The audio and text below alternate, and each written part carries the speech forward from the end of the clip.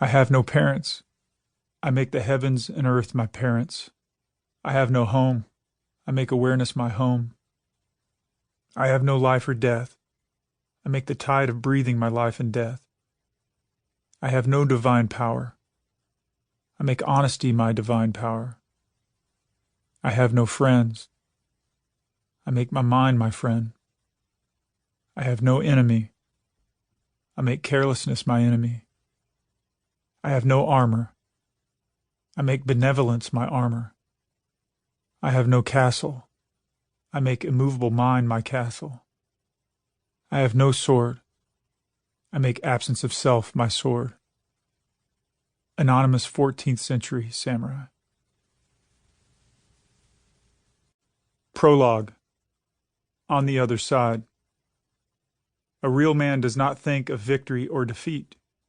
He plunges recklessly towards an irrational death. By doing this, you will awaken from your dreams. Yamamoto Tsunetomo Hagakure. Out of breath, frozen upon a trembling mountain, waiting in the cold, wet blanket of thoughts in what is lurking just past my slumber, beyond what I can see. The earth shudders and groans. I hear screaming, percussion, and gunfire. I can feel all these things. I sense them around me and within me. When I allow my subconscious to get out, the horror paralyzes me. My sons Oz and Orion wait for me on the other side of the hill. The enemy is ripping them apart with machine guns and explosions. The mountain fighters tear them to pieces. My boys are being mutilated. There is no mercy, love, or grace. This vision causes reality to fade. I swim in a nightmare of wails, of the dying, of bullets like small flaming angels ripping at the air, the ground around me erupting in showers of dirt and gore, and yet my two sons are beyond my reach on the other side of the hill. Their cries fill my ears. Surrounded by the dead and dying, trying to save my children, crawling and dragging my weapon, slipping on blood, rock, and feces, trying to resuscitate the cold, lifeless body of my youngest son. Reality is irrelevant. Only this moment exists. I will not save them, despite my horror, despite my rage, despite myself. Then, I fumble for a pulse against my son's neck. Boom! A rocket explodes. I sit up, sweating and out of breath. My heart races and my head gleams like a runaway train. The fan blows. The house falls silent. The sounds of war are consigned to white noise. There are no screams of horror, no gunfire, no explosions.